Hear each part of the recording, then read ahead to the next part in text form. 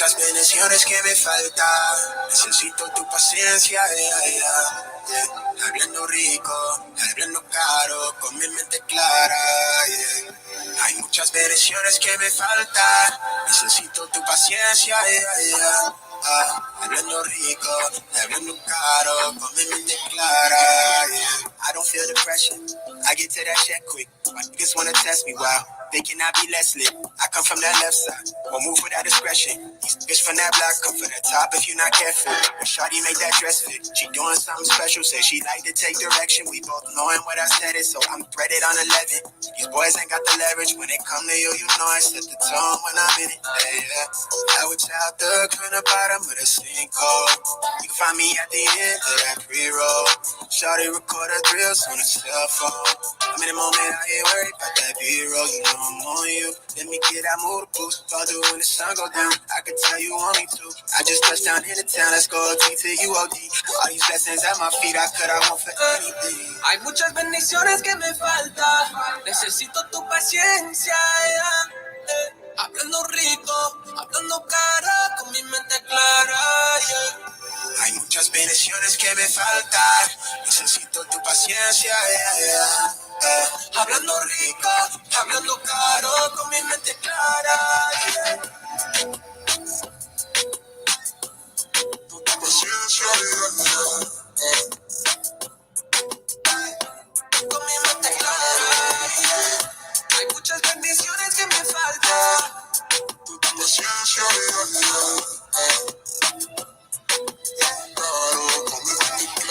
Ya yo me voy de aquí, siempre voy a volar.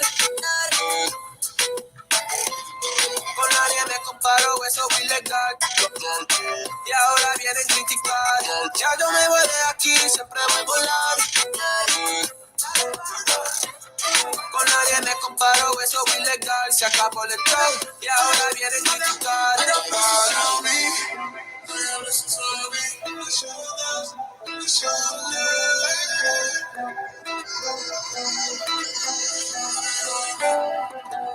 Hey yo, hablando muy carito, yeah, I'm talking heavy spice. Un poquito de mi salsa, leave you feeling really nice. Estoy caliente, simplemente estoy caliente. Sobreviviendo, mami, tú sé que yo lo haga. No me habla, ¿quién eres tú si tú no me pagas? Ya lo sé.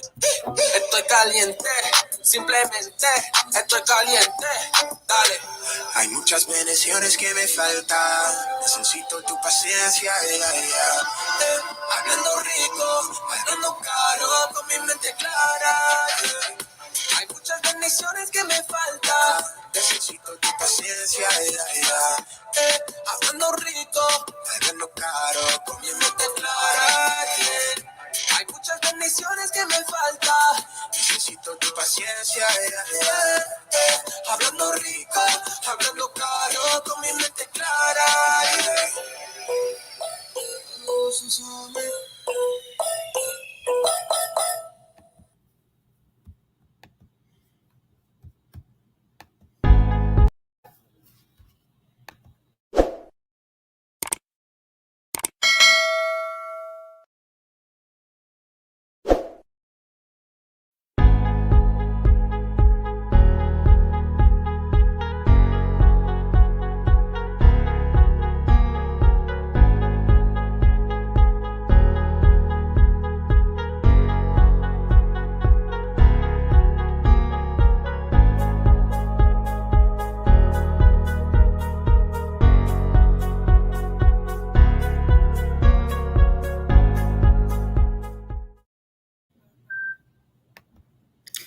Good evening, everybody. Happy New Year. Happy Three Kings Day. For those of you who are watching my stream for the first time, my name is Jose Negron, and this is Uncommon Sense.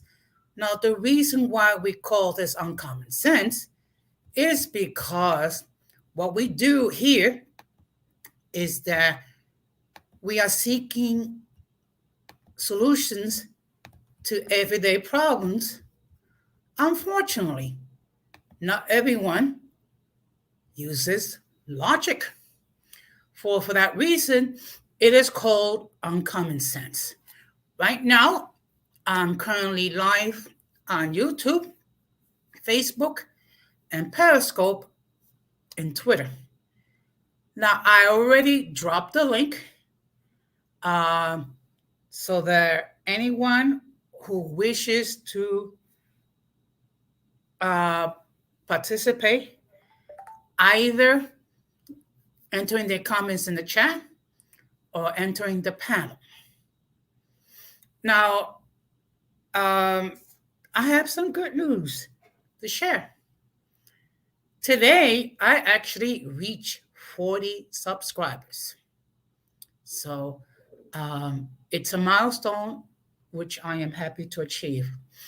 Also, I'm dedicating tonight's stream uh, to two of my family members.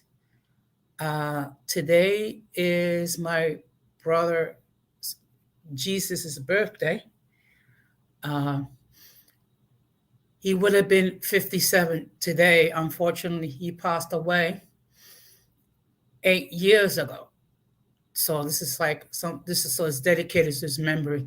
Also, this time 2 years ago, my older sister Doris passed away as well. So it's dedicated to their memory. I know that they are up in heaven and that they are looking over me and all of us that are still alive. Now, tonight's topic, it's going to be in some ways interesting, or actually it's going to be interesting, in some ways it might be controversial. Now, the question is the COVID-19 pandemic over? And of course, the question is, why are we raising that issue? Now, before I let my guests come in, I'm going to read the disclaimer. The views of the guests who appear on the channel are not necessarily the views of the host of this channel. Any attempt to copy the material without the consent of the host, Jose Negron, or the channel Uncommon Sense with Jose Negron is prohibited. By appearing on the call, you waive your rights to your image on this channel. Some of the views which guests may hold may be offensive to some viewers. If you do not like the content, you can block the channel. And now, good evening, daughter. Good evening. Bendición, ¿cómo están? Muy bien, que Dios te bendiga. Feliz Día de los Reyes. Yes, hoy estamos de fiesta. I don't know if you heard, but today I actually reached 40 subs. Yeah, you told me. Yeah, that's cool. It's moving up. Yes, and the best part is without any smoke, without any drama. Yeah, without any bochinche. Now, tonight we're going to have an interesting topic, which I know we're going to disagree, which is the COVID-19 pandemic over? Now, in all fairness, I did do some preparation in regards to tonight's topic. Me too. Particularly when it comes to the Omicron variant. Okay. The fact of the matter is, it is not as deadly as the Delta variant, but the infection rate is very high. Yeah, because it doesn't. Well, continue. I'll say my opinion later. Okay. Now, of course, I have another disclaimer, which I'm going to read, which is the following. The views expressed regarding the COVID-19 pandemic are personal views. Any concerns or questions regarding COVID-19 should be directed to medical staff who often review regarding your personal health concerns. Individuals are encouraged to go to the CDC website or www.nyc.gov if you reside within the 5 boroughs of New York City. If not, then you're not part of the U.S. No, I'm joking. No, but the reason why for the disclaimer is that I want to make it clear. I mean, whatever people might view opinions. If they're concerned about COVID-19, they should speak with someone who is an MD. And then, based on the information, they're going to act accordingly. I think so. Okay. I well, first of all, um, what necessarily, um, what necessarily tells you that the pandemic is still here? Okay. First of all, the fact of the matter is, every day as a municipal employee, I have to fill out and attest to the fact of the following. I do not have any of the symptoms for COVID-19. I have not had any close contact with someone who's been tested positive. I have not traveled outside the United States within the last 10 days. And then I have to declare that I'm physically fit to enter any municipal building. And then once I get into the building, along with showing my ID, I gotta show the email notification, and I have to wear a mask, which I have to maintain throughout the day, with the exception of me eating and drinking. Okay. Also, as you are aware, there's certain individuals that are high risk with COVID-19. Those who have cancer, those who have chronic obstructive pulmonary disease, weakened immune system from organ transplant, obesity, serious heart condition, sickle cell disease, or type 2 diabetes. I had at least one of those. I had at least one of those medical concerns. Not only myself, but all three of my remaining siblings. The fact of the matter is that I have to go through all this alone. Tells me that the pandemic is not over. Furthermore, due to a shortage of staff in the MTA, complete lines had to be suspended because they did not have the personnel to run the trains and to keep the trains clean and in good repair. Also, for those who wish to undergo testing for COVID-19, they have to wait hours. I mean, and there are other reasons why I hold the belief that the pandemic is not over. Now, in all fairness, I will concede the fact that the Omicron variant is not as deadly as Delta, but it's highly infectious. And furthermore, there have been flights, both domestic and international, that had to be canceled due to the fact of lack of staff because they've been infected with COVID-19. I mean, I can go on and on and on. I know you disagree with me 100%, which is fine. But as I said before, you have some truth, and I have some truth. Look, my reasoning for stating that the pandemic is over. What's up, Brotep and Rakim?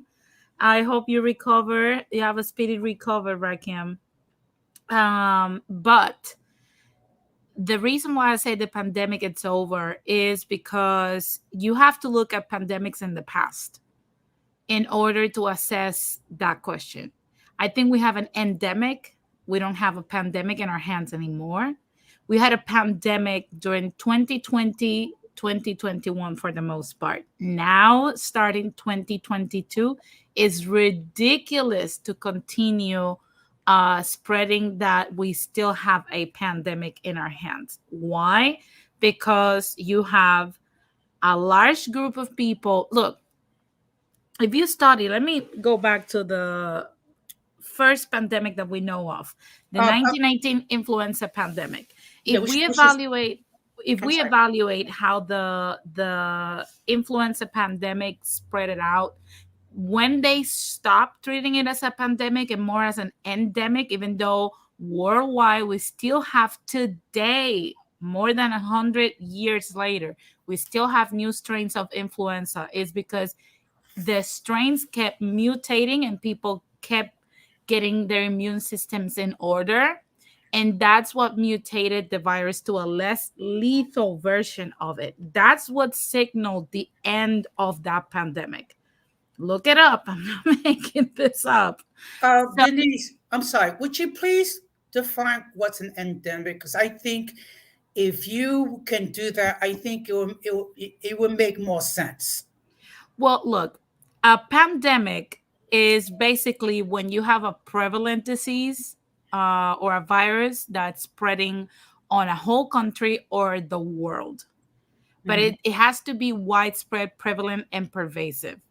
you know Now, an epidemic is when something was under control, but then all of a sudden it started spiking or increasing in cases, which is what we're seeing right now. And even what we saw in Wuhan, we did not saw a pandemic. What we saw was an Sorry. endemic in cases, which is what we're seeing right now. An epidemic, I'm sorry. I'm sorry. Just, I'm sorry. I was just, I forgot to put my phone on mute. I'm sorry. Please continue. So basically, what we're seeing right now is that we saw mutations. First of all, we have to go to the initial SARS-CoV-1 in Shanghai, China in 2008, 2009. The Okay. first SARS was the most deadly coronavirus that ever existed. It killed the host most of the times, to the point that it was less, and those are the measures that are used by virologists and epidemiologists and whatnot. It killed less people and it was less contagious because it made the host sicker. So a person that was, infected could not go around and about as much as someone with SARS-CoV-2, which is COVID-19, and spread it to other people. So of course, it was highly contagious, but it was not to a degree that caused terror like we saw with COVID-19, because COVID-19 was less deadly. However, it was more contagious because it will still allow you to have some form of a life and interaction with others. Now, even though it mutated from the first coronavirus, now we're seeing that I'm sorry.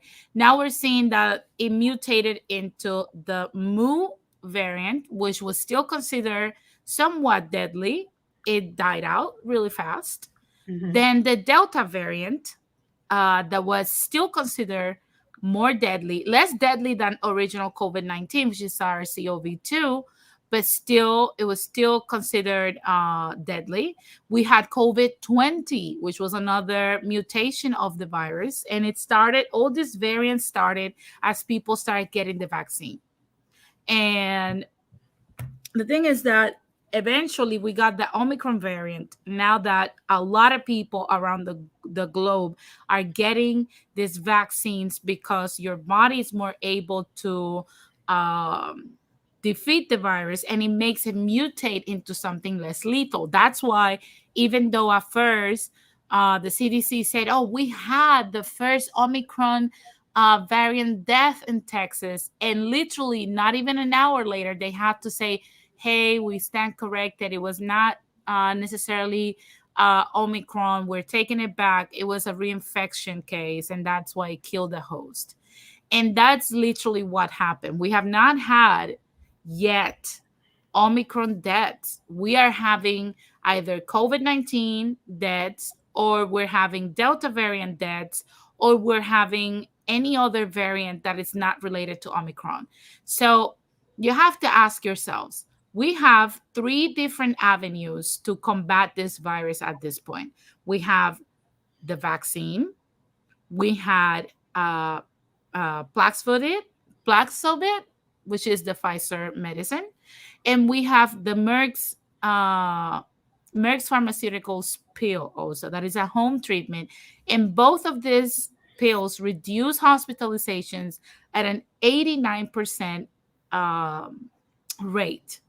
So if you take it within the first 5 days of symptoms, you're way less likely, almost 90% less likely than to end up in the hospital. Now, a lot of people will say, well, we have had hundreds of thousands of deaths. Now, I even posted on my Instagram. Now we're seeing that the data is being revised, because if you will go to the hospital, they're like, well, the news are starting to listen to some doctors right now, and they're saying, well, if you go to the hospital immediately, even if you go because you have an infected toenail, they will perform a COVID-19 test on you. And if you have COVID-19, even if it is not affecting you, they will book you as a hospitalization for COVID. So now we don't really have proper data, because this is an agenda at this point to keep people locked down or in place in order for them to keep getting boosted to hell. That is just my point of view, based on many information that I have read, based on what the CDC is saying, the FDA situation going on, what we're seeing in Israel, we're seeing in New Zealand, we're seeing it in Canada, we're seeing it in Australia, and it's not pointing into any other direction. So that's just the way I see it. We already have ways to treat it, and there's no reason for us to continue down this panic that we're pushing down on people. Okay. Now, as of January the 5th, which was yesterday, at least, okay, now I'm going to give you actual figures. 245,278,020, or 74.4% of the population, have received at least one dose of the vaccines. 205,195,802, or 62.3% of the population, are fully vaccinated. And yes, we do have to make a distinction between partially vaccinated, non-vaccinated, and fully vaccinated. Fully vaccinated are those individuals who gotten both doses of Pfizer and Moderna and the one dose of the Johnson and Johnson. Okay, and there is a difference. And 72,148,081, or 21.9% of the population, have received the booster. That means roughly 25% of the population has not been vaccinated at all. Now, I did do the research as far as the recovery rate. As far as COVID-19, it is at least 97%. And as of December the 16th, unfortunately, I could not get anything more current than December 16th of last year. In the US, there were 40,343,561 recoveries. So as you can see, Denise, I took a look of the entire data, not just the bad news, but the actual news that's there. Now I see you have something you want to show, so I'm going to add it on. Yeah, I'm sharing my data from the CDC page. Anybody can go see it, which is basically showing how the decrease on deaths is already starting. We have as of today 5% less deaths than we had. And in total cases, we have had 57,898,239 cases. And out of those 57 million cases, only 829,000 people have died. 78% of the population have at least one dose of the COVID-19. Now, I don't know if you remember, but and I'm going to pull up the numbers so that people can see what I'm talking about.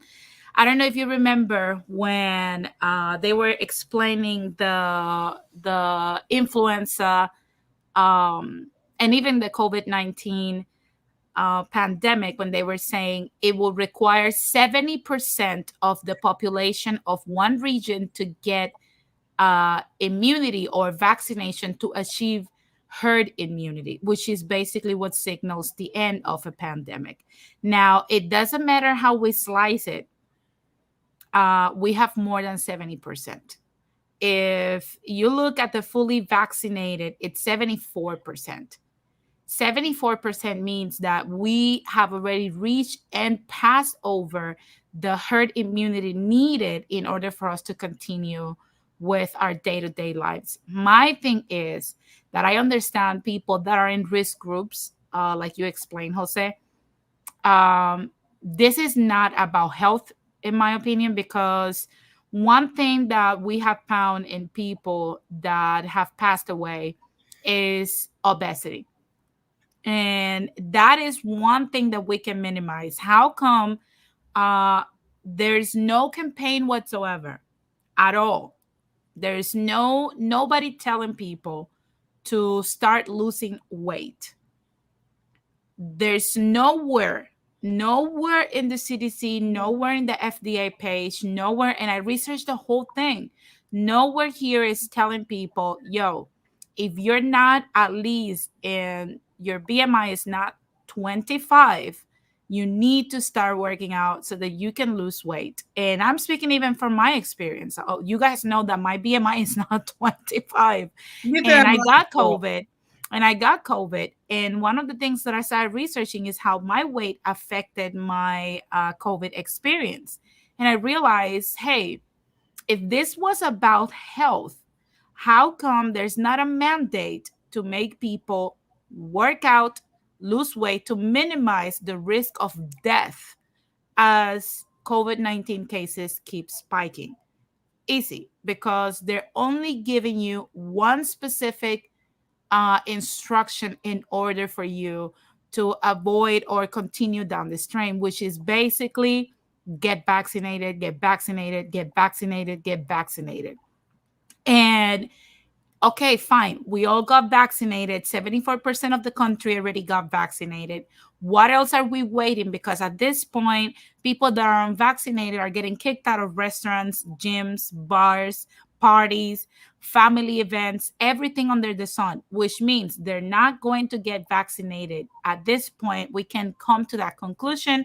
The vaccines have been available for almost 2 years, and nobody is getting this vaccine from that rest of that group. Now, one thing I wanted to point out is, what is our government doing to potentially organize to reopen fully for people like myself or people that are, not in those risk groups anymore and whatnot? What is being done by our government officials in order to protect the people that are at risk? And I'm speaking about cancer patients, cardiovascular issues patients, or people with immunodeficiencies, people that don't want to lose weight and want to remain obese. What are we doing with diabetics? What are we doing with people? Those people should be put in a different lifestyle, if you might call it that, which is they should work remotely, in my opinion. They should work remotely. They should keep, the whole lockdown lifestyle, because we need to protect those specific groups. And then the rest of us can actually go out and face the virus as it comes, because it has been proof. Like I've said, even myself, I lived through COVID twice. I'm fat, I'm a smoker, I survived it. There's no need for us to continue down this train, because eventually there's no more trillions to be printed to lock down everybody, like it's being signaled right now that that's what people want. There's no more money to be printed to give in stimulus. Our elders and people that are more at risk need to be protected, and they need to be provided for. But who's going to go out and make that money? It has to be us. Uh, Nobody else will. excuse me. Okay, but the reality is this: You're going to disagree with me what I'm going to say, but I'm going to say it anyway. But it's okay.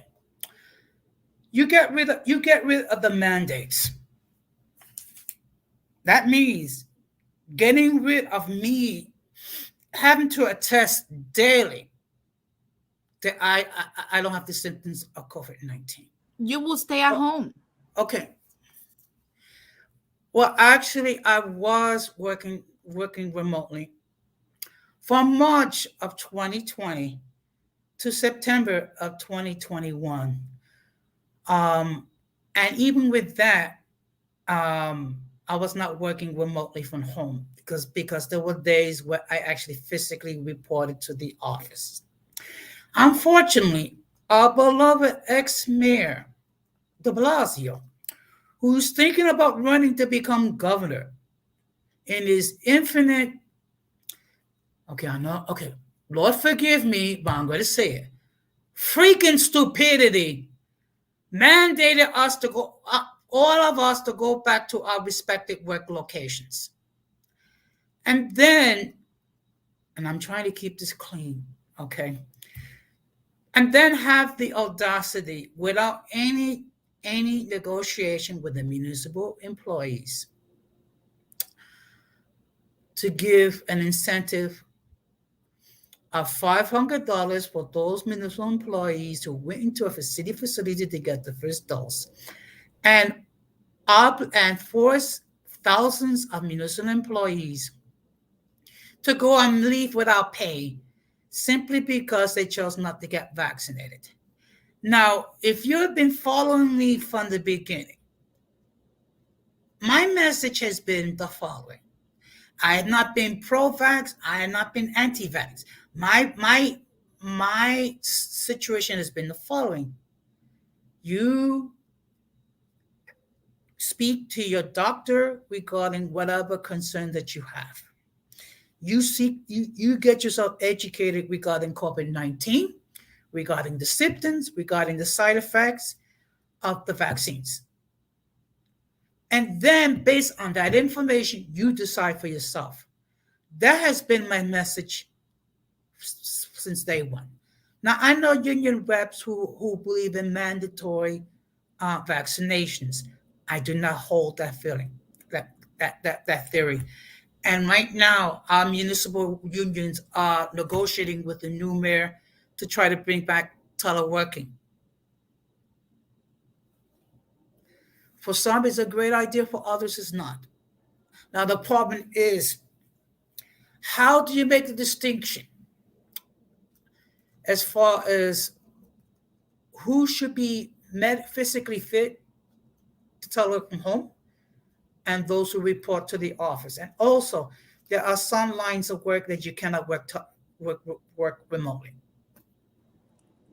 You mean to tell me that elderly and the rest of the people cannot work remotely? How so? When I'm you not have, okay. because if you, Okay. I'm not saying they cannot. Okay, but my question is, how do you make how you make that distinction? Because there's always going to be someone who will be forced to be working in person where they feel they should be able to work. I mean, okay, you have to come up with some sort of a criteria to make sure that people like myself, I'll be able to work remotely. look, it's the same, it goes the same as gatherings. Have you gathered with people outside of your household in the last 18 months?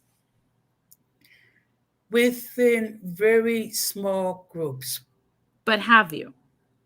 Yes, but with people, but what I've done is it with people who have been vaccinated, and when I encounter those who are not, I always wear a face cover. Okay. And I carry hand sanitizer. Then that proves my point.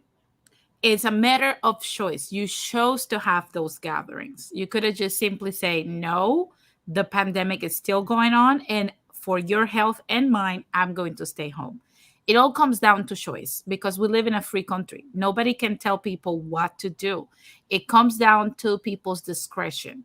But I find it funny that most people, like for example, my mom for never stopped gathering with many people throughout the whole pandemic. It's mostly, and I hate to say it, I know you're not gonna like it, Jose, but it's mostly the boomers that are doing this.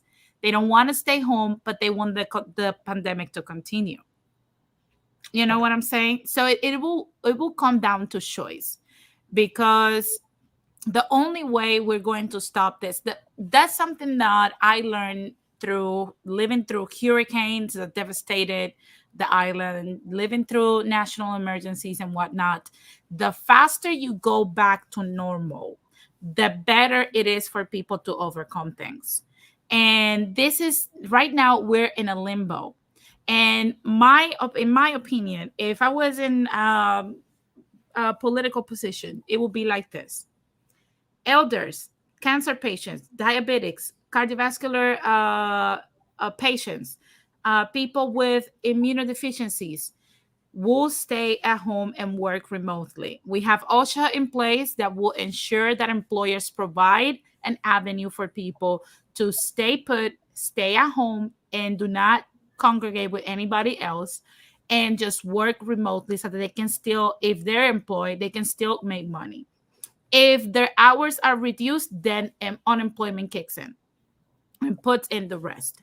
Now, after that, if you have some people that are in these risk groups that still wants to show up at the office, they need to sign a waiver. Hey, we're still going to take some measures, like you still have to wear a mask. You're still going to have to get tested once a week at least, and sign your declaration of symptoms. However, you waive all the responsibilities associated with you getting sick, because you decided to come out in the world and get exposed to a potential risk of contracting COVID-19. But that's the way it should be, because the rest of the world cannot stop. Our economy is not going to be sustainable if we continue down this trend. And that's something that people need to understand.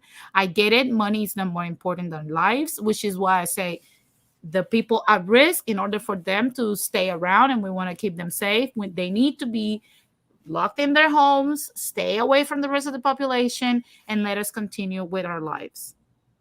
Because it's the only avenue we have right now to go back to what it will be as semi-normal. Does that make sense? Okay.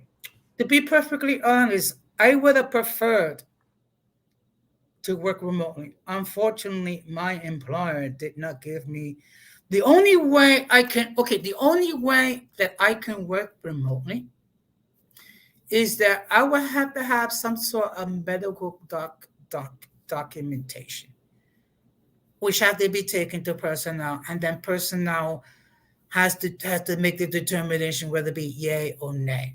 And the fact of the matter is, there was a huge push for people to work remotely, um, even when we were forced to return back to the office.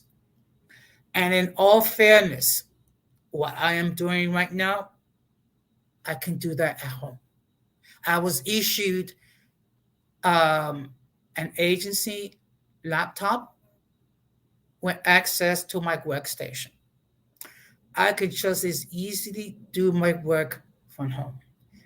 My agency, for whatever wisdom or stupidity or whatever you want to call it, deemed it fit for me and 80,000 other municipal employees who were working remotely to return to the office full time.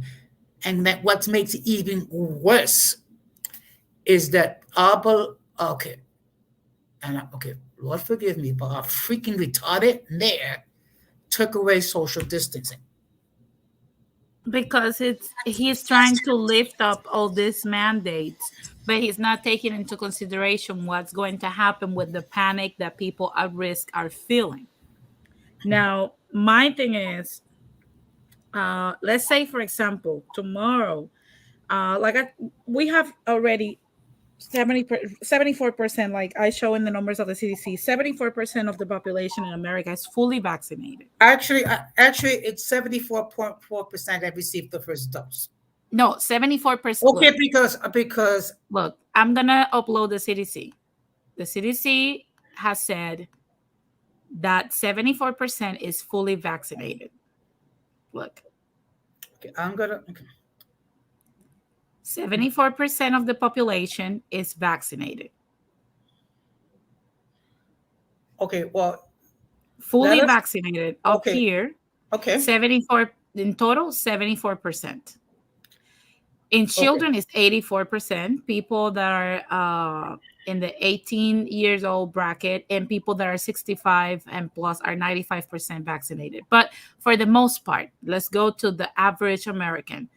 74% is already fully vaccinated, fully, that have received the dose here. If you look at this chart over here, at least the first dose, 78%, 78.7%. This is the CDC page. Mm-hmm. So with 74% of the population, that means 3/4 of the population are fully vaccinated already. That means that in every 4 people, 3 are vaccinated. So with that being said, we already have 74% of the population that is vaccinated. Okay. So if we are not moving forward, being vaccinated doesn't mean anything anymore, then what it is that is required right now from the government to move forward? What exactly is we're waiting for? We're sitting ducks because look, even if people, let's say for example, tomorrow, everybody gets, let's say that 100% gets fully vaccinated and 100% gets their booster 6 months after that. What comes after? Are we going to continue this? When are we going to reopen? When are we going to learn how to live with COVID? Now, one thing I will say, and I think in this we can agree on. First of all, when this whole pandemic started, or epidemic, or let's just say health crisis, or we have at least we have that we has some sort of language we can both agree on. Our leaders did not take this crisis seriously. And then you have the CDC constantly changing their criteria. In the beginning, they told us not to wear masks at all. And then they told us we needed to wear a mask. And then they told us we needed to wear a disposable mask and a cloth mask over the disposable mask.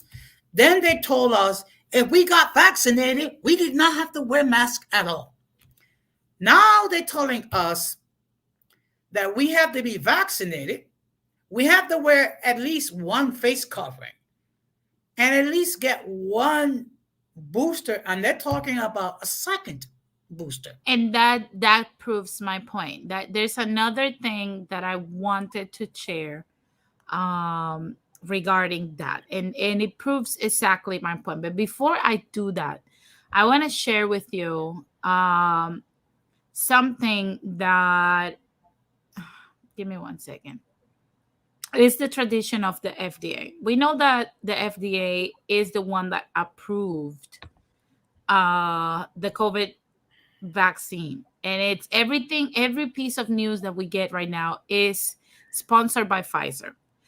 Now, if we go as far as the early 2000s, in the early 2000s, we had Purdue Pharma and the crisis with OxyContin. OxyContin was rolled out in the exact form that the COVID-19 vaccine has been rolled out. It was approved by the FDA. It was telling people that it was good for them. It was a long-term pain management that was not addictive whatsoever. And we all know what happened. Shortly after, the FDA person that approved OxyContin as a non-addictive long-term pain medicine joined Purdue Pharma with a signing bonus of millions of dollars. Now, we saw in 2019, the former FDA Commissioner Scott Gottlieb joins Pfizer Board of Directors with another millionaire bonus signing contract. After approving, it says it right here, I'm going to highlight it. He advanced a number of prescription drugs policies. This is him. This is Scott. Once these people approve these things for big pharma, they move into big pharma to actually work for them. And because the FDA is not regulated as any other governmental body, is not considered corruption. It is corruption, but is not considered corruption under the law. So, with that being said, I want to bring out what's happening right now in Israel. Israel was the first country in the world to roll out vaccines and get people vaccinated the fastest. And they already started receiving the first booster in large numbers, and they're still seeing a spike on cases and what have you. Now, they're considering, despite what science is saying, they're considering a fourth vaccine dose. But some experts, not YouTubers, not influencers, not Juan del Pueblo, experts, scientists are saying it's premature. And it says, I'm going to read a piece of it. It says, some scientists warned that too many shots might actually harm the body's ability to fight COVID-19 virus. But Israeli experts say there isn't time to wait. So basically, fuck science. There's no time to wait. Let's get the vaccine for a fourth time. And it says, Jerusalem, Israel is considering whether to approve a fourth COVID-19 vaccine dose, which is a booster, for vulnerable people to contain the fast-spreading Omicron variant. Despite debate among scientists and a lack of evidence, there's no science or evidence either for or against another booster. The panel of experts advising the Israeli government on the pandemic recognized that uncertainty, but on Tuesday, it recommended give it a fourth dose, concluding that the potential benefits outweigh the risk. With what evidence? Look, they literally said here, scientists and there's a debate among scientists in the lack of evidence either for or against the booster. So they basically don't know if you're going to get screwed over with this fourth dose. But let's continue. It says, it pointed to signs of waning immunity a few months after the third shot, and said that any delay in additional doses might prove too late to protect those most at risk. But some scientists warned that the plan could backfire because too many shots might cause a sort of immune system fatigue, compromising the body's ability to fight the coronavirus. A few members of the government's advisory panel raised that concern with respect to the elderly, according to a written summary of the discussion obtained by the New York Times.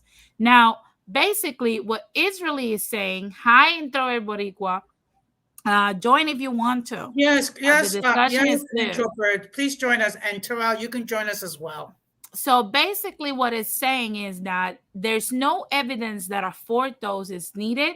There is a concern that it will make your immune system get fatigued because every time you get a vaccine in your body, your immune system that's all spread throughout every single cell that we have, it starts fighting this virus. And because we're doing it in such a short amount of time, every 6 to 8 months, that's too short. Because we're doing this, your immune system will fatigue to the point that when you actually get COVID, you're not going to be able to fight it. So if that doesn't bring a lot of light on what we're seeing right now when it comes to how many boosters as people expect us to have, I don't know what will. Well, first of all, I just want to welcome the Introvert Boricua to the platform. Hey, how you guys doing? Great. Good. How are you, Ramon? I got some great news. Next week, a couple of nights, the temperatures will go down to the teens in New York. It's almost 30 degrees where I'm at. That is too much, too cold for me. No, it's bad. Like it. Yeah, it's getting bad. It's getting bad out here. So it's November weather. No, it's January weather. January weather for here. Because in November, it was actually quite nice over here, and it was actually through December. It was still kind of nice. It was averaging 70-something degrees. like up, higher 60s at the coldest, at the lowest. But right now it's dropping. It's like 31 degrees right now. I hate it. Well, you know I'm me. hating it with you, Ramon. Don't Well, you worry. know, Yeah. I'm enjoying it. In fact, I have the window open in the living room. Uh, nah. COVID can slip in. Yeah, yeah. Well, It according to could. you, there's no more pandemic. But according to you, you're part of the risk group. You see, you live the lifestyle I'm talking about, but you Hmm. don't want to admit it low key. You're living the lifestyle I'm talking about. This stuff is not. That CNN, MSNBC want you to be shitting your pants every 5 seconds, but you know the truth, Jose. Come on, you're fully vaccinated. You're boosted. There's 2 medicines that you can acquire. You're more than fine. You're here to stay until you're 95. Well, Well, Yeah, probably you're gonna be 105. living a long time, Don Jose. God willing.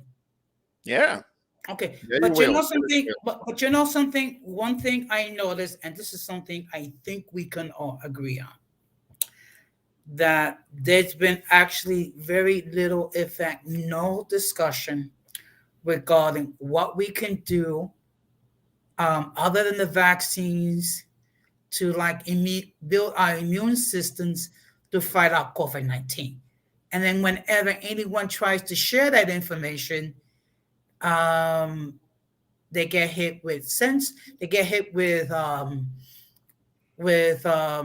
being treated as giving misinformation. Yeah, yeah, I think this is more how can I say it? This is not about science. This is not about um anything related to health whatsoever. This is more about how we transition the world to a new way of making business. It's just what it is. And what's coming, it's already happening. Look it up. Is the passport, the virtual passport, the electronic passport, where you're gonna have your address, your information, your blood type. I think it's gonna have your credit score. It's going to have your record. It's going to have your medical record. It's going to have your vaccination record. It's going to have your passport, your actual passport, your ID, the vehicle you own, if you own any properties, if you have a bad credit, it's going to include all that information. It's going to be in this passport. It's going to be a complete invasion of privacy, to be honest with you. Denise, you have mentioned that what we can do to improve our immune systems to fight out COVID-19 is by taking vitamin D, vitamin B12. yeah. Um, Now, my question is, what would be good sources as far as vitamin D and vitamin B12? Or we need to just take it in pill form? Well, the only way, the B12, you can take the IVs, the IV drips. You can take that. It will help you with your immune system. It will help your, what's the other thing? It will help your energy, your metabolism. It will help your body overall. You will have even more energy. The vitamin D, of course, you're gonna have to take it in a supplement, in a tablet, 10,000 units every day, and you're good to go. You're good to go. Definitely, you're good to go. But the thing is that every time we speak about these things or anybody posts about it, it gets taken down within hours because the only uh, agenda right now is to make people take the vaccine. And if people don't believe there is corruption behind this, that they're in the pockets of the they have their hands in our politicians. If big pharma doesn't have the hands in our politicians, then you're more naive than we thought. Because it has been proven that we don't live in a democracy anymore. We live in an oligarchy where big Mhm. corporations run America. It's just something that it's been known for a while. If people don't believe us, then look at how much money Goldman Sachs, Raytheon, and all these companies have done. Like, it doesn't matter who wins. These people run the country. Look at how many billions the infrastructure of this country got, which is 228 billion. But the Defense Department that has not won a war in the last 20 plus years. We did not won Vietnam, we did not won in Korea, we did not won in Iraq, we did not won in Afghanistan, and we're still fighting these wars, but they're getting $778 billion. Why? Obviously, Because that's to because that's what. justify the so-called defense spending, that's to justify all the money that goes to the military contractors, the people that make all of the bombs, Raytheon. that make all of the Raytheon. okay. Yeah, but it's not only Raytheon. There No, are there's other several. companies. There's several. Uh-huh. But That's an basically, if you, example, yeah. yeah, if you look at Raytheon and their donations, and you trace back how this whole donation limit was removed completely. Now you can donate to your favorite politician an unlimited amount of money. That means I can give you $1 billion that you will run for governor of Texas, and whenever you win, Ramon, you better legislate in favor of my Yeah, corporation, yeah. no matter if it screws the people. That's basically what's happening. Yeah, yeah, and it's been like that for a long time. It's just that in any other part of the world, that will be called corruption, but here in the United States, it's called lobbying. I mean, and they call it like that to make it seem like it's not such a bad thing, like it's a completely legit and legal thing to do, and it is not. It's a complete conflict of interest, like the executive, like the person that you show that used to be with the FDA and then went to Pfizer, a conflict of interest, and that's something that should be against the law.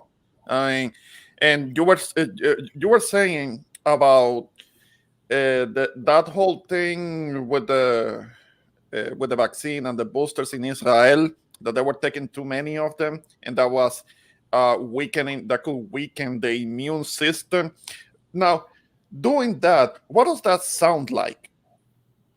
That sounds like HIV, which does the same thing. I mean, it weakens the defenses of the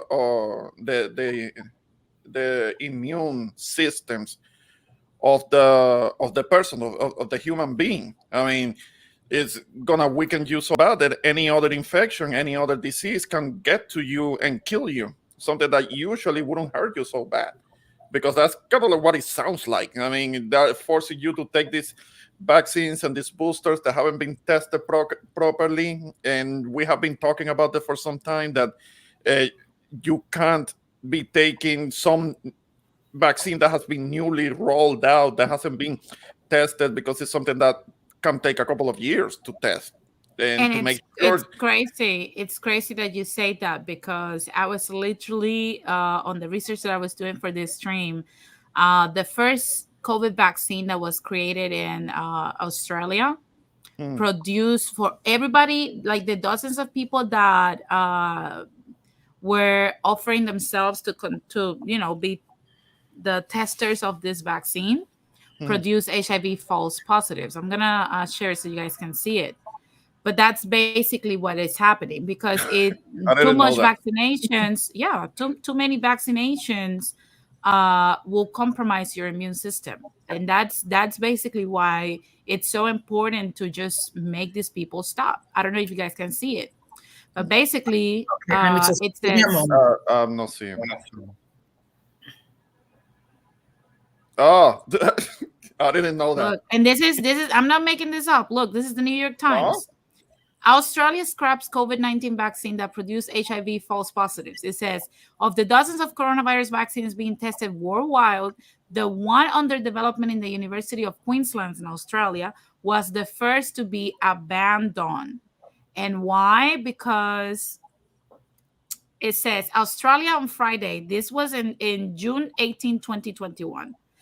It says Australia on Friday canceled a roughly 750 million plan for a large order of a locally developed coronavirus vaccine after the inoculation produced false positive test results for HIV in some volunteers participating in trial studies.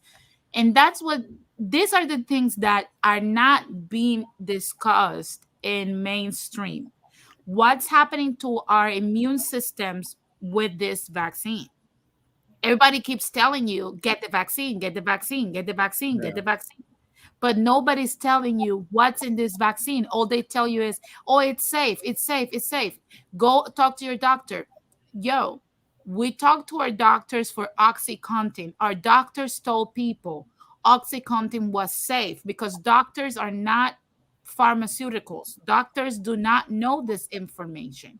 So, of course, they're going to literally repeat what they have read based on what the FDA approved, but they do not know what's going to happen to you. Doctors do not know this stuff. They can only treat you for what they see. So they're also deceived under whatever the FDA spews because they have to abide by it. Otherwise, their license will be revoked. But in reality, even if you talk to your doctor will not know that this is something that happened because what this type of vaccine that has been studied since the 1980s, Mm-hmm. this is the result of our immune system if it gets pushed too far. And people keep pushing people, get the vaccine, get the vaccine, get the vaccine, get the vaccine, get the vaccine. You don't know what's in this vaccine. We don't know. We honestly don't freaking No, no, know. there haven't been proper trials for We it are over the a period of. trial. We Yeah, are the it's trial. been tried on us, but but we're being the guinea pigs for it. Yeah. Okay, And excuse me, Denise. Then, okay, this is going to sound like a dumb question, but I'm going to ask it anyway. Where can we go to get actual information regarding COVID-19 and the vaccines if you say that we cannot depend, if we cannot depend with our doctors to provide us with this information? Because the fact of the matter is you have a population that's scared the bejesus because they hear about people getting infected and people dying. Look, Where there's nowhere to go. The only place to go is the future.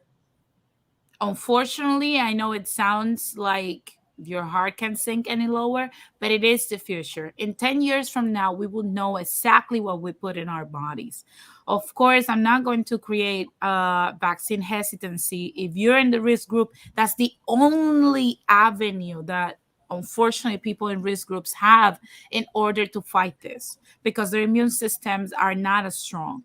So, of course, I am sorry, but that is the only way right now.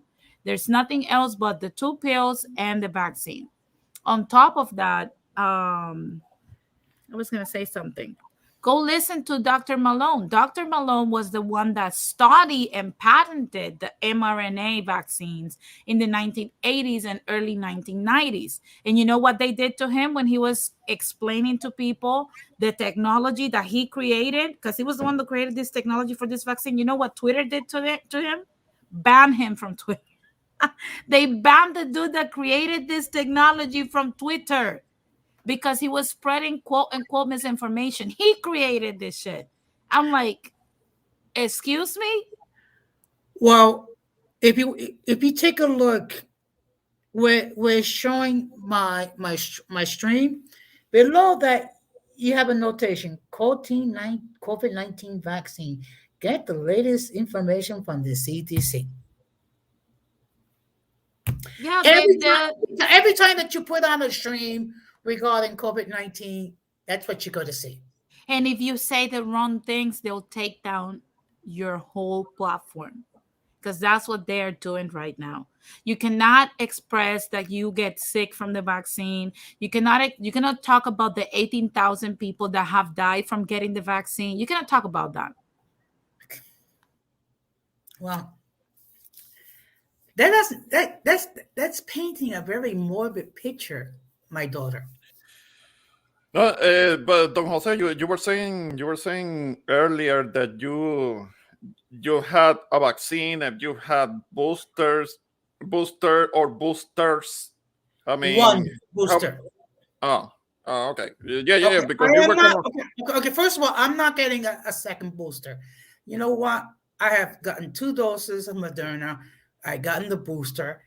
So, you know, okay, so I'm just going to try to take better care of my health, try to get sure I get my vitamin D, my vitamin B12, Mhm. try to change my eating habit, try to be remain active, and and then I know you're gonna hate me to saying this, Denise, but just trust God.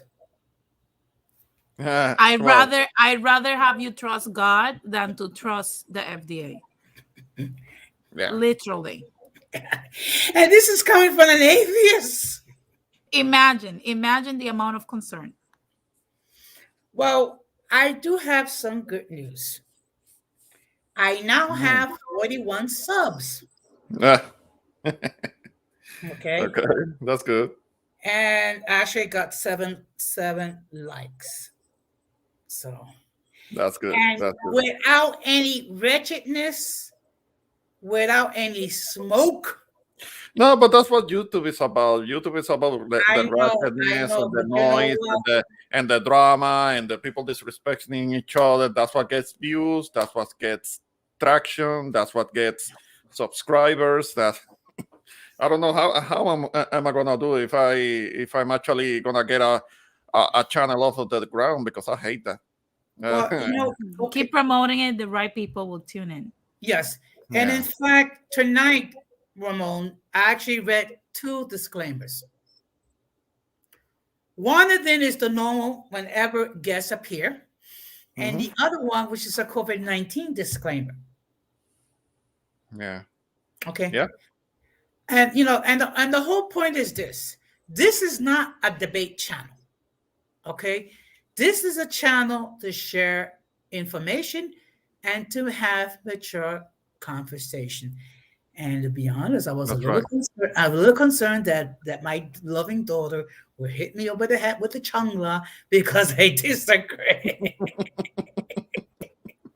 But I cannot hit you with the chancla. Why? But to be honest with you, no, I have respect for wisdom and age, you know. But to be honest with you, this whole thing about um this whole COVID-19 and the pandemic, we're starting to see the cracks in this whole thing. You know, people are not as scared as they used to be anymore. We don't believe these morons anymore. We don't. They even changed the definition of a vaccine. I don't know if you guys are aware of that. To what? Give me 1 second. While we're According waiting, to Webster, according to the Webster dictionary, in the past, right, a vaccine used to be defined this way.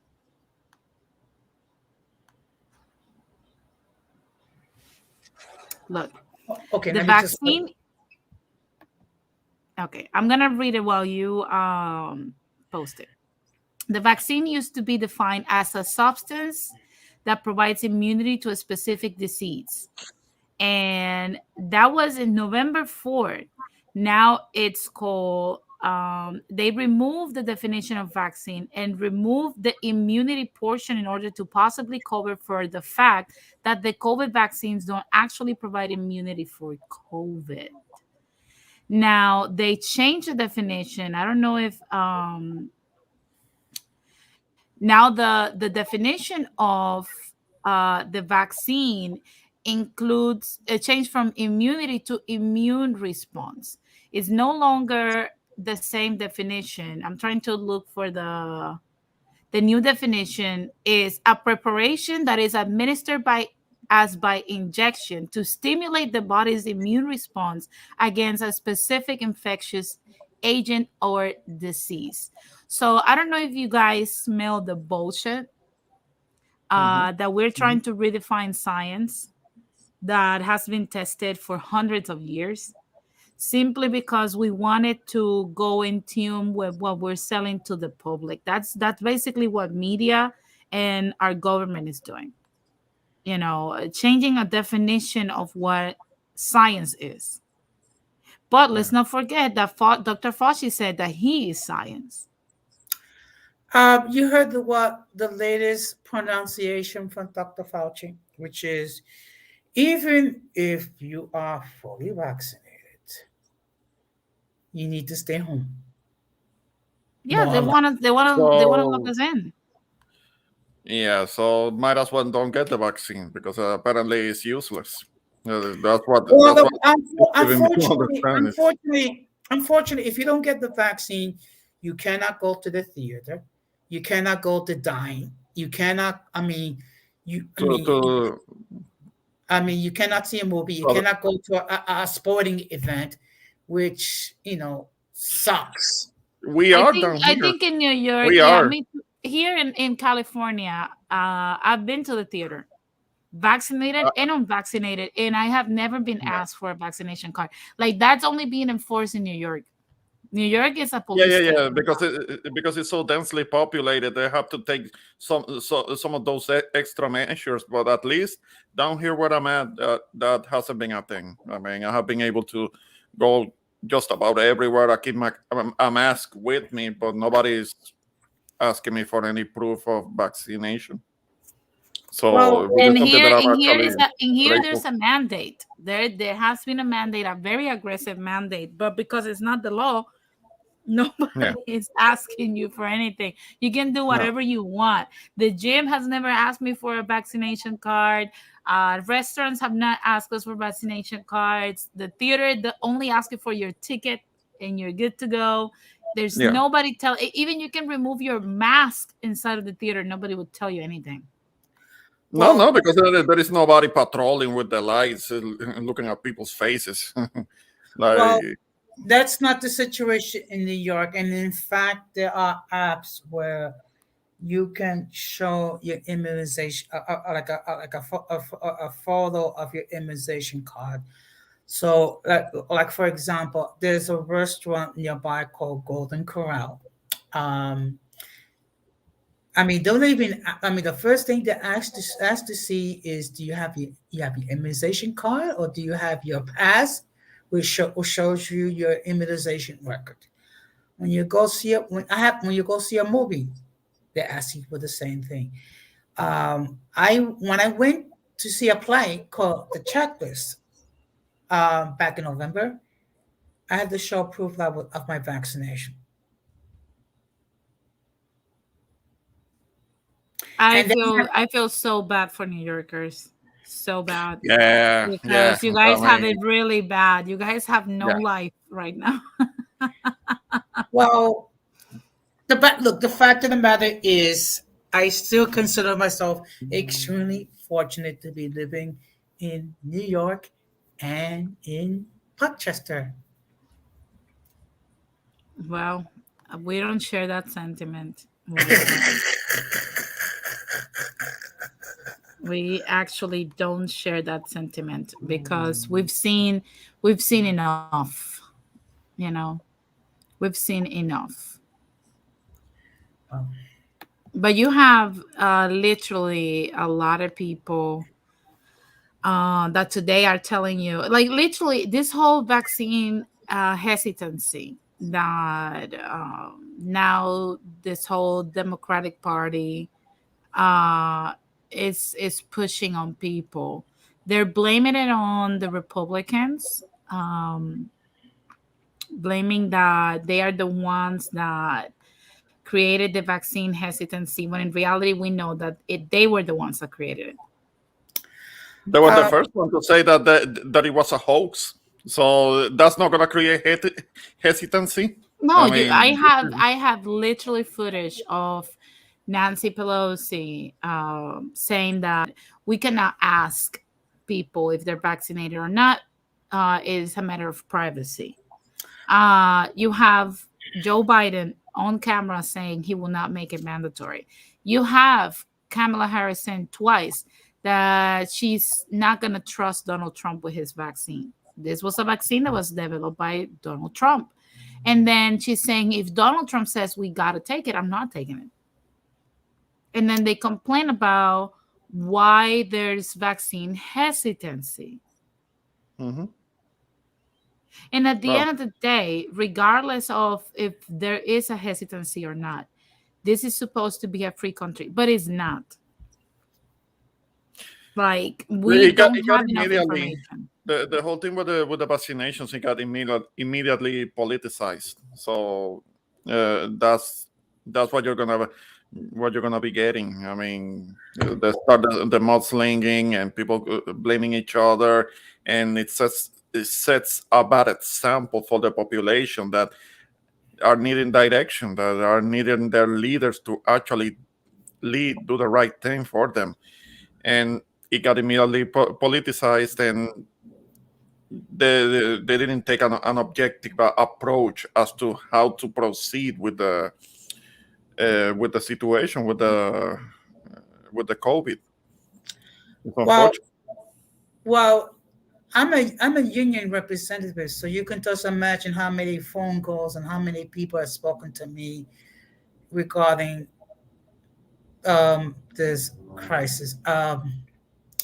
In fact, I got a phone call from someone from our health and safety department of our union asking me to reach out to someone because they were concerned about that the member was not getting PPEs from from their employer. Actually, what was the concern was having the service clients who do not wear a mask. And our union's position has been the following: ask the people that we are serving, ask them to wear a mask. If they refuse, we cannot service them. But that's understandable. Mask is more reasonable than asking people to put something in their bodies that they don't want to. Mhm. Yeah. Especially since there's overwhelming proof that we don't know what we are doing. We are the research. Mhm. And then I also got a phone call one of from a supervisor regarding what is the correct procedure regarding staff that's been exposed to COVID-19, which is the following. Anyone that's been exposed to COVID-19, they have to contact their immediate superior, and then they have to get tested. And then they have to go to a facility here in New York to get testing. Unfortunately, the lines, I mean, depending when you go back 1 or 2 blocks long because there is such a rush because people are concerned regarding this health crisis. Well, you Okay. see that's just there. Here you can get your test mailed to your home. It will arrive in 1 to 2 days, and you send it and you get your results via email. That's why I Okay. said I feel so bad for New Yorkers right now. Like the Okay. way they're managing this crisis for you guys is horrendous, to say the least. Now, there was a situation was I was at a family get together, and at least one of my family members was tested positive for C-19. So therefore, I have to go and get myself tested. I had to call and I had to speak with my supervisor to inform him that I was exposed to someone. But you see, Jose, you can't do that because you're part of risk groups. You can't gather. You can't look. That's something that I've even said to my mother. You can't have with one hand say, oh my God, COVID-19, the pandemic is still here. This is a health crisis. This is so bad. We're in a national emergency. We need to take measures. We need to do this. And then go ahead and gather with other people. You gotta take care of your health. What if you contracted COVID-19, God forbid, from that, and you would got him in a bad position? Have you thought about that? Yes, I have. Yes, I have. Which is why, okay. I actually wearing a double mask when I go out. I have a disposable mask and a cloth mask, and I carry extra masks in case the mask gets soiled. And then I also carry hand sanitizer. Okay, and literally when I go to the bathroom and do whatever, I actually wash my hands for 20. Actually, what I do is I wet my hands, then I put soap and I do this for 20 seconds. lather it up real good. Then what I'll do is I'll grab paper towels and I'll dry my hands. And then what I'll do is with the paper towels, grab the door handle, and Mhm. then use my not to touch the door. Just use my leg to keep the door open while I properly dispose of the paper towels. Now, when I go to the lunchroom, I carry wipes to sanitize the table where I'm gonna be. And But that goes to back to what I'm saying. You're living a normal life. The only abnormal part is that you learn how to live with COVID. You have not stayed home. You have not avoided gatherings. You have not avoided eating out. You have not avoided going to another place because you also are living your life. Mhm. Yeah, that's what I'm It trying goes, to do. I mean, that's why yeah, back everybody's in doing it. July, in July, I make plans and I travel, and I was around groups of people that I took a little bit of a risk, because if you go to Santo Domingo and you go to the beach, but particularly in Boca Chica, that's a crowd. That's a crowded situation, and I went there, but I made it out okay. I mean, so Yeah, and we're living our nobody was lives. really wearing masks like that. That's what I ask to people that keep saying this whole thing. Did you die? No, I didn't, Mhm. but they're still going. There's nothing going on. You need to learn. Congratulations to learn how to live with COVID. That's it. It's that simple. It all comes down to that. This pandemic, it has been over exaggerated for a reason. We must find why the reason is. The information is out there. We need to go to our conclusions based on what we're seeing.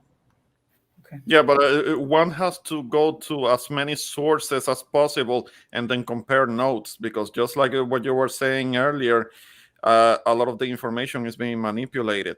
Oh Uh, yes. Oh yes. so we can't, even the government sources could have been manipulated, and they're changing definitions of terms and words, changing the definition of a vaccine, and like changing things around at their convenience. So like, look for different places, look for the same piece of information, for the same data, but from as many sources as possible, and then compare them, see what makes sense. I mean, because apparently just going to the CDC website, that's not going to be enough. Because and trusting your doctor, that might not be enough. I think we have talked about it before, how doctors here, particularly here in the United States, they have to answer to the people that sponsor them, and pharmaceuticals, that they get kickbacks and they get incentives to promote, to push their different medications on their patients. And Look, maybe they don't have all the data when it comes to trials and results, and how good that this medication or that medication is actually going to be for the patients. look. I mean, If the you wanna, pharmaceuticals if you don't know wanna a very detailed explanation of, if and you don't want to read it yourself, if you want a very specific definition or explanation of how this whole pharmaceuticals and doctors and the FDA work out, go to Hulu, sit down, clear out the rest of your day, and watch Dope Sick. Watch it and then analyze COVID-19. Back up what you see in Dope Sick with actual data that happened. It has been heavily documented. Just watch it happen. And if you're still not convinced on how it's happening, go watch The Pharmacist on Netflix as well. That is a father explaining how doctors help their son. And if you're still not convinced, go watch the Mr. Floyd's, may he rest in peace, ex-girlfriend's explanation on how he became an addict. It was a doctor that ruined his life with medication. So, like I said, and if you're still not convinced and need more explanation after reading, watching all this information, go listen to Kanye. He'll explain it to you in a very fast pace when he visited TMC and explained how he went for a liposuction and came out addicted to 3 drugs in less than a week. Dude getting liposuction. I mean, what was he thinking? I mean, it may have worked for his woman, but that doesn't mean that he, as a man, should be getting that. He Like, wanted what to the get hell? it because people were calling him fat, and he didn't Well, want it to there is work something out. called. He should have gotten into working out. I mean, Yeah. he got too complacent And and that's got the way it into. is. Look, I had an injury at work. Unfortunately, I injured my knee and tore my meniscus. You guys know what happened to my knee, and I went through like literally 2 years of recovery and whatnot. Now I'm going back to work out after putting in so many freaking pounds and feeling like the worst. And one of the things that I've watched doctors do to me constantly is trying to get me to drink Vicodin. Because when you have no cartilage or very thin cartilage already in your knee because of whatever happened, the pain and the inflammation that you suffer, it's something that I don't wish on my worst enemy. Okay. The amount of pain that you get, Jose can understand what I'm talking about because he went through it twice. Yeah, I went through two total knee replacement surgeries. When I had my left knee done, I had oxycodone and morphine combined, and You it have was to thank Oh, you have to oh, thank that Jesus could have killed Christ. you. Yeah, you have to thank Jesus Christ that you're not a zombie out here asking Ooh, for fentanyl and crack. yeah. Because those are highly addictive medicines, yeah. and every time they give me, they try to prescribe me with Vicodin, with OxyContin, with Norcol, with Percocet. I always rip off the freaking prescription, keep going with my life, do acupuncture, meditate, ice the knee, keep working out, keep pushing through, do physical therapy. I've done many alternative um, um, medical treatments in order for me to avoid taking pills because I hate pills. So if that was the case, I would have already been addicted to Vicodin. And I had a lady that used to work with my sister that had the same situation on her knee, and she told me, "Look, uh, one knee went out after the other, and I became so addicted to Vicodin because of this."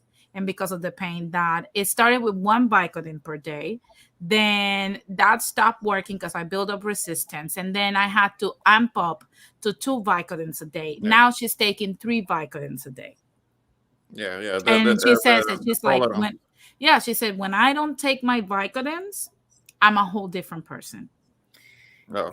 Is that like oxycodone or morphine? Was that stronger? It's no, OxyContin is stronger. It's more addictive. Percocet, I would say Percocet and Vicodin are on the same realm of addiction. Mhm. But OxyContin, that's why I said I'm like, you have to thank Jesus that you did not become a crackhead as a result of ingesting OxyContin because that's a highly addictive drug. Denise, But is I that like an opioid? Yeah, they're all opioids. All of Oh, them okay. are Yeah, opioids. but because it isn't morphine. Uh, doesn't morphine come from like heroin, which is opioid? Yeah, they all come from poppy seeds. They all Oh, come from opioids. All of them are opioids, uh, and they're highly addictive. Highly. mhm. Denise, if I didn't know any brother, I think you're trying to become a Christian. Oh no, I'm not. But I'm saying in your case, you have to But she thank used to. Jesus. Yeah, She you have to used to. thank She used to Jesus. be in the church, all up in the church. I'm the only real so-called atheist, I guess you could say, because I've never been all up in the church like that. Well, Uh, I mean, they tried to actually, recruit me back when I was 15 years old, but I knew better already. I'm not the atypical Christian. well, you Uh-huh. have to have some strong faith and strong values because trust me, it's very hard. We've seen athletes, we've seen people look here, even in New York and here in California, in Seattle, in Baltimore, in many cities, even right now in Dallas, we're seeing the population of the homeless population increasing, and it's increasing because we're having a crisis, a health crisis that nobody is talking about, which is this whole opioid induced addiction made by doctors that have harmed patients right now because they keep prescribing this horrendous and disgusting drugs to people and turn No, them into drug addicts. that's in combination with all the fentanyl that But gets that's imported. that's the pathway, because look, it works this way. When you had at first the Purdue Pharma produced OxyContin, then it spread throughout because doctors started prescribing it because of what they read on the brochures. So it was non-regulated. The FDA said it was not supposed to be regulated. They did not even classify it as a class A, class 3, something like that substance that was supposed to be very controlled. They did not prescribe it like that. They prescribe it as an Advil or ibuprofen or Motrin. Hmm. So basically, you could literally see clinics popping up here and there prescribing people for toothache, OxyContin. So you will see people doing a long Oxycontin for a line. Oxycontin for a OxyContin tourniquet. was prescribed for toothache. Look it up. But isn't that what Ambesol is for? That's what Advil is for. Anyway, Well, so you had this unregulated, highly addictive substance out there that people had access to, unlimited access to. And then eventually, when the DEA, in combination with the FBI, started pushing down punching down on Purdue Pharma, and the whole scandal with Purdue happened, this clinic started closing down. But what would you do with the thousands and thousands of addicts that need their fix? Well, that's easy. There's always the streets. And that's how fentanyl got introduced today. That's how crystal Yeah. meth got introduced today. Because when you cannot find OxyContin, what do? well, Look for an alternative that has the same effect. Exactly. And that's what happened with Mr. Floyd, for example. He was an athlete that threw his back out, was prescribed with OxyContin, got addicted to OxyContin. When he could no longer get it, what he got? Fentanyl. well, guys. First of all, I appreciate the fact that the stream got 7 likes. Uh, but we do need to start wrapping up because I do want us to have a little discussion backstage about doing some screens in Spanish. So, Mhm. so I'm going to start with closing remarks, and I'm going to start with the one, the only, the future Queen of Parkchester, born again New Yorker, and born again Yankee, and born again lover of cold weather, Dr. Denise Gonzalez. Oh my God. Never, never. But I want to first thank you, Jose, for allowing me on your platform. And to all the people that, watches this either live or on the replay. And like I said, the information is out there. I know we are suffering from research fatigue at this point, and information overload.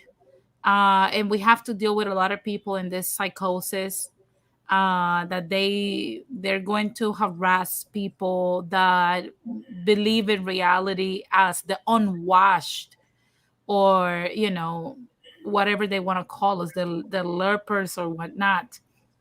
But the information is out there. Make informed decisions. Don't take my word for it.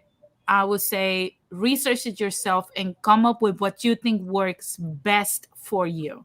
Because I am not a doctor, I am not a virologist, I'm not a scientist, and I'm not an epidemiologist. I'm just a person that likes to read and question everything. I'm an annoying YouTuber. So just research it yourself and come to your own conclusions. It's all gonna come down to that. And with that being said, thank you very much for having me. Thank you, Ramon, for also listening to me and contributing to my points. And Jose, thank you for disagreeing with me in about 60% of what I said. Well, I love you. Okay, so I love you too. And happy Dia de Reyes. thank you. Sí. And I Feliz And Día know de that a Reyes. lot of people didn't go a carajo today, but No. you know, some of us did got some stuff. So let's celebrate it. well, I'm going to put you in the backstage, so please don't go away. Okay. Now we're going to have final words from the introvert Boricua. Yes, sir. Um, of course, definitely. First of all, I appreciate you letting me on your panel. And I couldn't. I know that I couldn't get it right from the very beginning because I was in the middle of something. But I did miss your previous live, so I wanted to make sure to catch this one. So, and it's crazy. All of this contradictory information that is coming out. It adds to Denise's point, in which it makes it difficult to know what to trust, to know what to believe, and to who to believe. But then again, it is up to the person. It is up to people to actually kind of like really use their brain and look up for information themselves and come to the best judgment that they can as to how to proceed when it comes to what to do if they decide to get some kind of other vaccine or booster or something like that. That's has to be now a judgment call because as you were saying before, there is nothing enforceable. There is nothing enforceable that has been put out by the authorities, and the president hasn't said anything about anything that could be punishable if not complying with something that is in the laws or anything like that. We haven't gotten to that point, and a lot of people are not gonna want to do it anyway. It's difficult to discern, but we're gonna have to try. We are gonna have to make the best judgment possible as to how to proceed and what to do. And thankfully, because of where I'm at, because they're kind of like very somewhat anti-vaccine, and definitely they're not gonna want to comply to mandates from Washington. I haven't been required to get any vaccines. I took one, but it was me making that decision. I wasn't forced to it. I wasn't threatened or anything like that. Nothing that had to do with my job. It's something that I decided to do. I haven't gotten any boosters. I'm not planning to. I don't want to. So far, so good. There have been people at my job that have gotten the C19. There have been several people that have had to be quarantined because they did get the symptoms, um, and they did get the virus. But still, to my place of employment's credit, we haven't been specifically told that we have to get any vaccines or boosters. So that's kind of how it is. It's been going on here in Texas. So let's see what happens. And I also feel for you guys that are in New York that are dealing with all of these requirements that are trying to impose on you. But it's gonna have to get better. It will get better, and I will see you on the other side when it comes to that. So hang in there. Again, I appreciate you letting me on your panel. So that's all I have to for now. Thank you very much for dropping in. I'm going to put you in the background. Now, I'm going to have my final thoughts. Now, like I said before, Denise did share some facts which were factual, okay? And I shared some information which was factual as well. Now, we're going to disagree whether or not it's a pandemic or epidemic or what have you. Unfortunately, um, the mandates must remain. It's not something I say with joy, but it's a reality. With the fact of the matter is, with here in New York, the fact is that the lines to get tested are ridiculous. The fact that we have subway lines that have been suspended due to lack of personnel. Of course, we can disagree, but let's be respectable when we do disagree. And again, please do you do research. Please do you do diligence. And don't take my word for it. Don't take the word of the people who spoke tonight. You do the research. You do and you read as much as you can and get the facts. And then you decide what is your choice and what is your course of action. I thank everybody who comment on the chat. I thank all those of you on the live stream and for those who will catch it on the replay. Now, for our next stream, the topic will be in defense of Christianity. Unfortunately, there's been a lot of misconception what is Christianity, what it is, and what is not. So what we're going to do, we're going to have another mature discussion so we can clarify what it is. And let's keep it respectable, the dialogue. Now, of course, I'm going to close the same way I always close. People, please be careful out there, because contrary to what some people say, we're still in the middle of a pandemic of which over 830,000 people have died. And we must do everything possible to limit our contact with the mentally and intellectually challenged, because if we fail to do so, we'll be infected with a even more severe pandemic, which is the pandemic of massive stupidity and massive sanity.